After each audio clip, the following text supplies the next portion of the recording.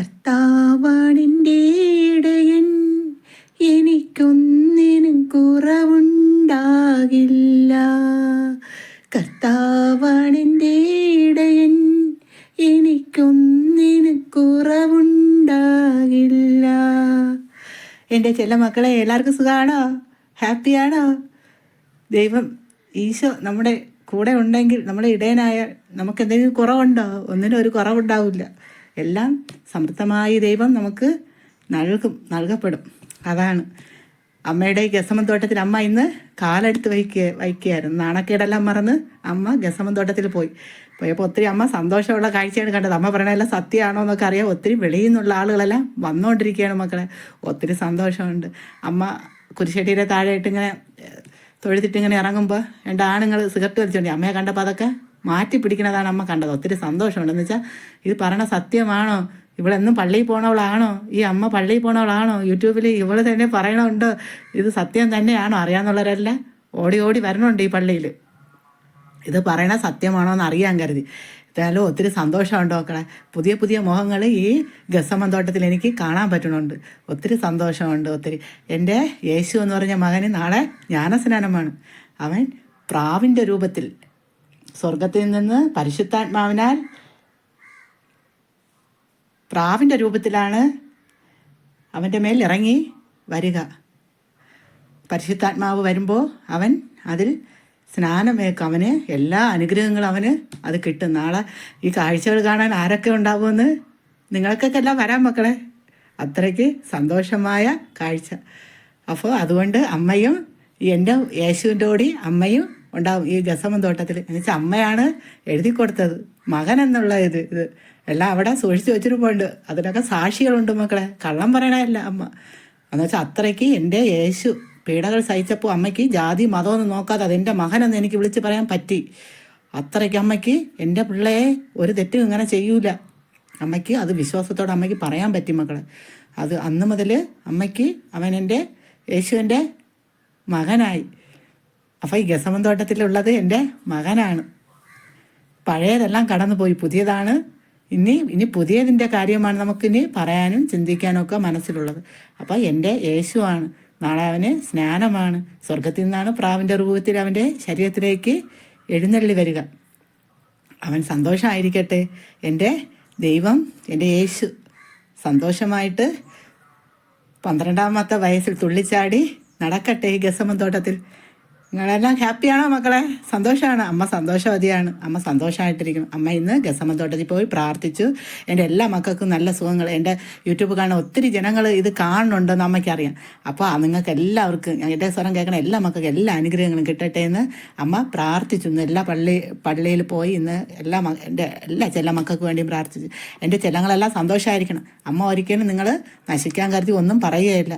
നിങ്ങളെല്ലാം എന്ത് ചെയ്യണം? കരുണയുടെ സഹായം ചെയ്യണം. ദൈവത്തിനെ സഹായിക്കുന്നത് ഒരിക്കലും തെറ്റല്ല മക്കളെ. നമ്മൾക്ക് കിട്ടുന്നതിലൊരു ഭാഗം നമുക്ക് ഈ കരുണയുടെ സഹായത്തിന് നമുക്ക് ചെയ്യാം മക്കളെ. പിതാവിനെയാണ് ഞാൻ മുൻനിർത്തി. പിതാവിൻ്റെ കയ്യിലാണ് ഇതൊക്കെ. പിതാവ് വഴി പുത്രനിൽ കൂടെ കൊടുക്കുമെന്നാണ് പറയുന്നത്. അപ്പോൾ നിങ്ങളെല്ലാം സഹായം ചെയ്തേ പറ്റൂ മക്കളെ. നിങ്ങൾക്കെല്ലാം വരാം. അമ്മ പറഞ്ഞ കള്ളമാണോ? ഈ ഗസമൻ തോട്ടത്തിൽ ഓടി വരാം. ഈ ത്രേസ്യാപുരം എന്ന് പറയുന്ന ഗസമൻ തോട്ടത്തിൽ എല്ലാവർക്കും വരാം. ഒത്തിരി പുതിയ പുതിയ മുഖങ്ങൾ കാണും. അമ്മയ്ക്ക് ഒത്തിരി സന്തോഷമുണ്ട്. എന്ന് വെച്ചാൽ ജീവിതത്തിൽ അമ്മയ്ക്ക് അത് സന്തോഷമുണ്ട്. ഇത് പറയണ ഇവള് സത്യമാണോ? ഇവള് പള്ളിയിൽ വരണവളാണോ? ഇതൊക്കെ ആളുകൾ നിരീക്ഷിക്കണമുണ്ട്. അപ്പം നിങ്ങൾക്ക് വരാം. എല്ലാ മക്കൾക്കും വരാം. എല്ലാവർക്കും ഉള്ളതാണ് ഗസമൻ തോട്ടം. ഇപ്പം അമ്മയ്ക്ക് മാത്രം ഉള്ളതാണ് ഇല്ല. ഒരാൾക്കും 2 പേർക്കും ചുറ്റുമുള്ളവർക്കാണ് ഇല്ല. എല്ലാ മക്കൾക്കും, എൻ്റെ സ്വരം കേൾക്കണ എല്ലാ മക്കൾക്കും ഈ ഗസമൻ തോട്ടത്തിൽ വരാം. രാവിലെ 6 മണി തൊട്ട് 7 മണി വരെ 6:30 ദിവ്യകാരുണ്യം എഴുന്നള്ളിപ്പ്. അത് കഴിഞ്ഞിട്ട് പൂജയുണ്ട്.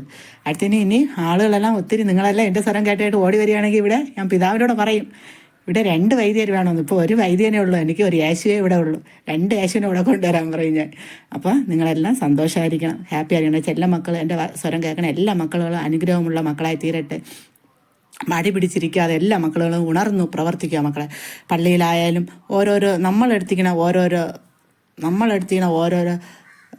സാഹചര്യം, നമ്മളെടുത്തിക്കണ ഓരോ മേഖലകൾ എന്ന് വെച്ചാൽ നമ്മൾ ചിലപ്പോൾ പള്ളിയിൽ ഓരോ പ്രവർത്തനങ്ങൾ അതിനെ സത്യസന്ധമായി ചെയ്ത് നമ്മൾ തീർത്തു കൊടുക്കുവാനും നമ്മളെടുത്തിരിക്കുന്ന നമ്മളെ ഉത്തരവാദിത്വം നമ്മളിത് കറക്റ്റായിട്ട് ചെയ്യുവാൻ എന്ത് കാര്യം എടുത്താലും ഒരു ലീഡറായാലും എന്തൊരായാലും അത് നമ്മൾ സത്യസന്ധമായിട്ട് ചെയ്ത് തീർത്ത് നോക്കുമ്പോൾ അതിനുള്ള അനുഗ്രഹം ദൈവം നമുക്ക് തര തന്നെ ചെയ്യും മക്കളെ.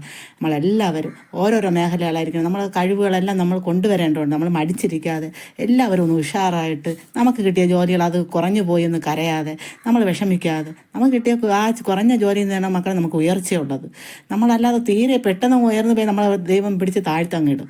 അതുകൊണ്ട് നമുക്ക് കിട്ടുന്നത് ശരീരസുഖമാണ് ഏറ്റവും വലിയ സുഖം മക്കളെ. അത് നിങ്ങൾ കിട്ടാൻ കരുതി നിങ്ങൾ എല്ലാവരും എക്സസൈസ് ചെയ്യുമ്പോൾ നിങ്ങൾക്ക് രോഗങ്ങളൊന്നും പെട്ടെന്ന് വരില്ല. അല്ലെങ്കിൽ ഇന്ന് പണ്ടൊക്കെ ആണെങ്കിൽ നമ്മൾ ഒത്തിരി ജോലികൾ തുള്ളിച്ചാടി ഓടിച്ചാടി നടക്കുമ്പോൾ രോഗങ്ങളൊന്നുമില്ല. ഇപ്പം എക്സസൈസിൻ്റെ കുറവാണ്. ജോലി നമ്മളെല്ലാം മിക്സിയിലും അമ്മിയിലും മോട്ടറിലൊക്കെ വെള്ളം എടുക്കണമുണ്ട്. അപ്പോൾ അതുകൊണ്ട് നമ്മളൊന്ന് ചാടി ഓടി ഒന്ന് നടന്നാൽ നമുക്ക് ആഹാരം കഴിക്കുന്നതിന് മുമ്പ് വെറും വെയിറ്റിലാണ് അതൊക്കെ എക്സസൈസ് ചെയ്യുമ്പോൾ നമുക്ക് അത്രയ്ക്ക് നല്ല ആരോഗ്യം കിട്ടും. പെട്ടെന്ന് രോഗങ്ങളൊന്നും നമ്മളെ ശരീരത്തിൽ കടന്നു വരികയില്ല. നിങ്ങളെല്ലാം സന്തോഷമായിരിക്കണം. നിങ്ങൾക്കൊന്നും ഒരു രോഗങ്ങളൊന്നും ഇല്ലാതിരിക്കട്ടെ. എൻ്റെ ചെല്ല മക്കളെല്ലാം ഹാപ്പി ആയിരിക്കണം. കിട്ടിയ ജോലികളെല്ലാം ഗൾഫിൽ ഇരിക്കണം. എല്ലാ മക്കളും കിടന്ന് ഉറങ്ങാതെ ഉഷാറോടെ എല്ലാം ചെയ്ത് എന്നും നമുക്ക് ഗൾഫിൽ ഇരുന്ന് ജോലി ചെയ്യാൻ പറ്റില്ല. കിട്ടുന്ന അവസരങ്ങൾ വല്ലവരും നുണ കേട്ടിട്ടൊന്നും നിങ്ങളിനി എറിഞ്ഞിട്ട് വരണ്ട.